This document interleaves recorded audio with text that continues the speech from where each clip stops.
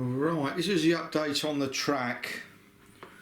What I did was I took this up here and I put a straight in to bring this round so I could bring this round a bit. And this is kind of the final testing. Now I'm going to start with Paddington because of the coaches and the way they are, pushing it back without the driving car, if your track's not level, the little connectors between the carriages will catch and it'll come off. So basically you test this piece like this. Obviously the electric points are in, and you know if the track isn't level with the rest of the track, it'll come off if it's not right. Because with the long coaches, what they do is they tilt.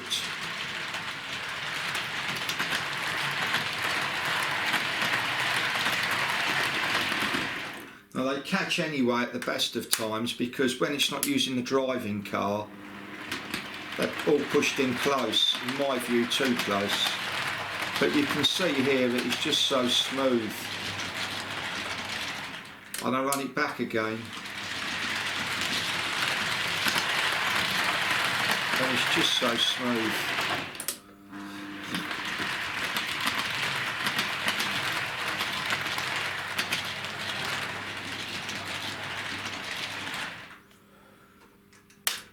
Now obviously I'm not going to do the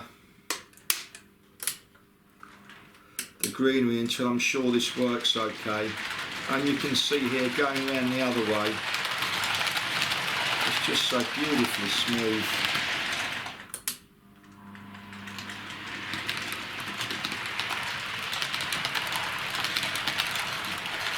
Just how I want it to be.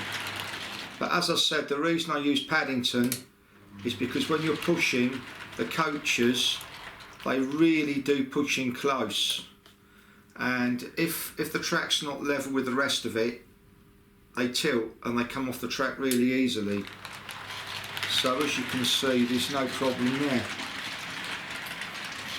Right, the next loco to test the track is the Adams radial, because the front and rear bogies, they do not have much lateral movement. So again, if your track is uneven on a smaller scale, then this will not run.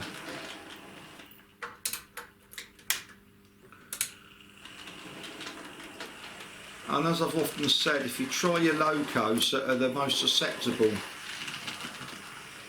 and you can see that runs a treat. And we run it the other way.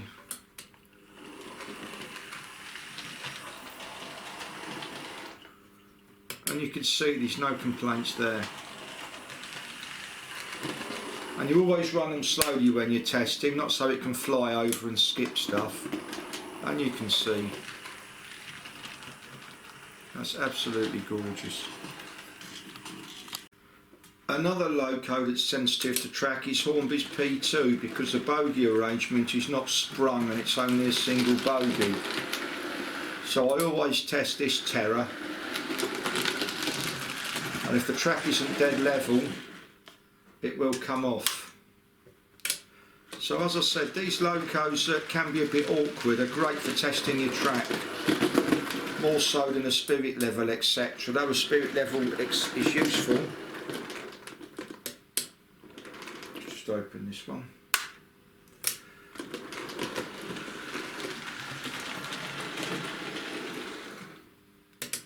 And you can see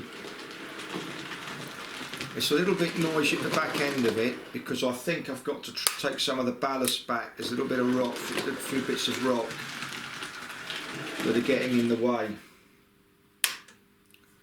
But as I say, I always test them slowly. And you can see this one, it goes round easy. But again, the reason for testing this is because it's got an unsprung front bogie, that likes to come off the track. But yeah, no, that's absolutely perfect. Right, this is Sugar Palm. Now this is a good track tester because the closeness of the front bogies to the main wheels, if your track isn't level within that short space of the locomotive, i.e. so you've got a space like that, you will see the wheels won't turn. So the Bachmann A2s are great for testing track. So here we go. And as I say, through each stage keep testing your track. If you've laid track on board that's brand new, then obviously you don't need to. But where you've lifted track and everything's moved around over the years, and you can see that runs absolutely fine. But the trick we use in this locomotive is to watch the front bogies and watch them turn. And if they turn freely, you know you've done a good job. And again,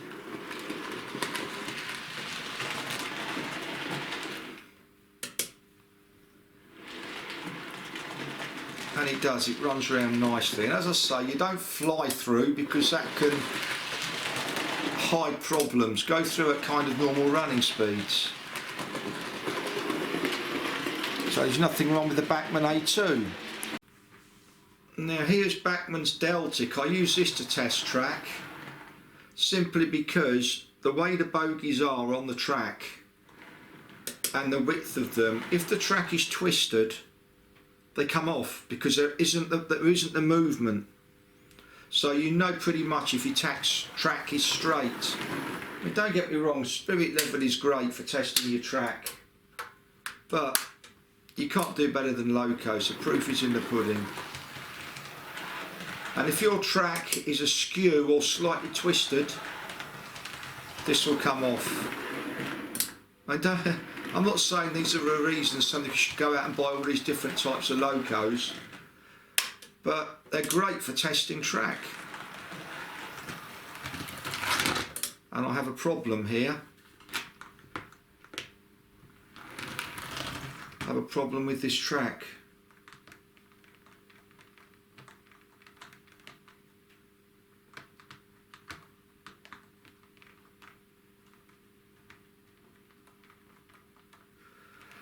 Which is quite simply why I test it. So I'll do it again. So that should not be happening. So what's obviously happened is, where we've screwed it down and ballasted it, it's twisted slightly. So what I need to do is, let's get the spirit level and let's have a look.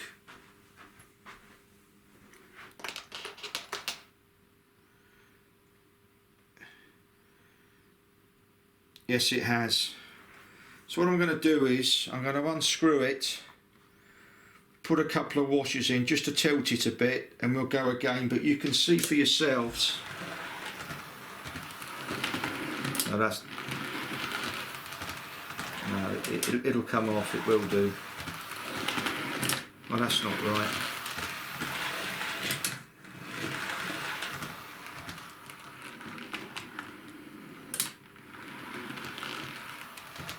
That's crazy. I've just filmed it coming off twice.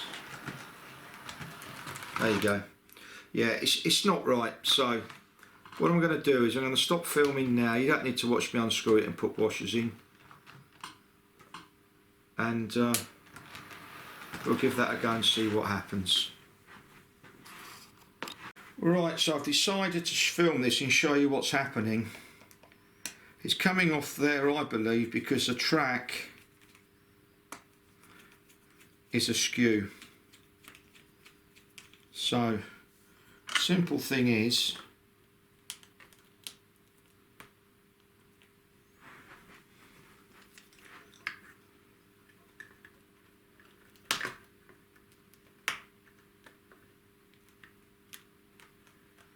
because it's not totally dry, you can lift it a little bit. So I'm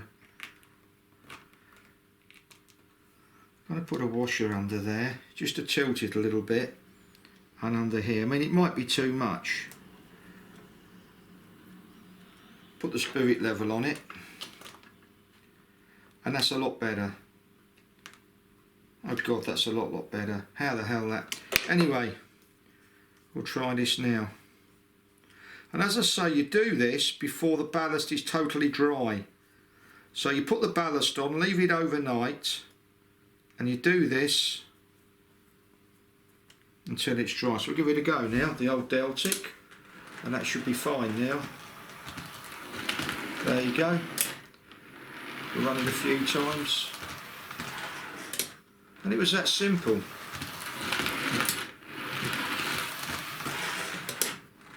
Do it slowly so it's not rushing it over it. And it's that simple to fix. Just 2 washers underneath. Make sure the track is level.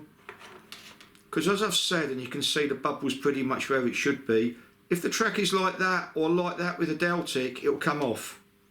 So if you've got a Deltic that's leaving the track, you know, 1mm washers. What was that, a 2-minute fix?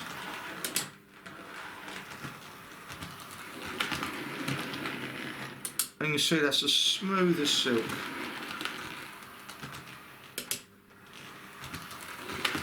What did that take me? 2 minutes? And that's the important thing, is not to panic and know what's wrong.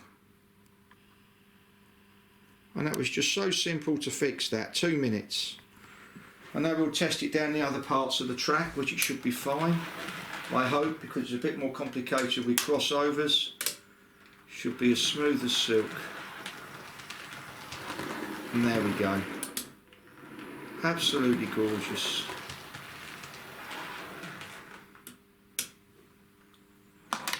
But as I say, the most important thing is to do this the night after you've put your ballast down, because you can lift it easy, everything is still damp, and you can see that was such a simple fix. And these 1mm washers, absolutely fantastic.